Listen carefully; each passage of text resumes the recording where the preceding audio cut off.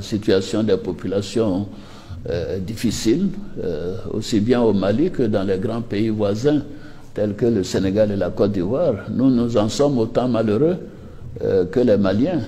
Mais c'est la junte qui doit prendre des initiatives, redémarrer les négociations, nous proposer une durée raisonnable et l'application de cette durée avec les conditions qui seront posées par les négociateurs pour permettre la levée progressive des sanctions. Le jour que certains de nos dirigeants vont se rendre compte qu'ils avaient été dupés par une démocratie imposée en Afrique qui n'a rien à voir avec les réalités de ce continent, ce jour-là, mesdames et messieurs, l'Afrique va véritablement se libérer. L'Afrique va, n'est-ce pas, trouver, n'est-ce pas, ses valeurs et les Africains vont vivre comme il se doit. Ces déclarations m'ont l'air très biaisées et nous nous posons la question de savoir pourquoi jusqu'aujourd'hui les Africains ne se rebellent pas pour essayer d'imposer leur système politique afin que leurs enfants puissent vivre comme il faut. Le monde va vite, la technologie va très vite et les Africains dorment beaucoup, ne veulent pas se réveiller.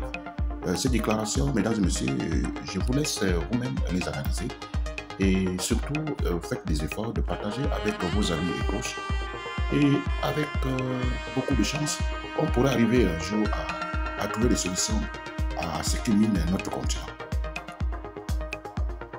J'ai commencé par dire que d'abord, nous sommes très malheureux d'avoir à imposer ces sanctions. Nous avons tout fait pour que les autorités militaires du Mali organisent des élections dans des délais convenables.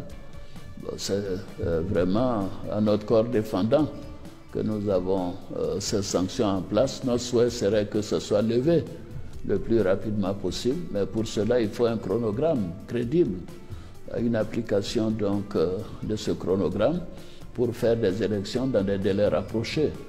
Il est inacceptable qu'un régime militaire reste en place un quinquennat. Autant faire des élections. La sécurité se détériore, la situation des populations difficile, aussi bien au Mali que dans les grands pays voisins tels que le Sénégal et la Côte d'Ivoire. Nous en sommes autant malheureux que les Maliens.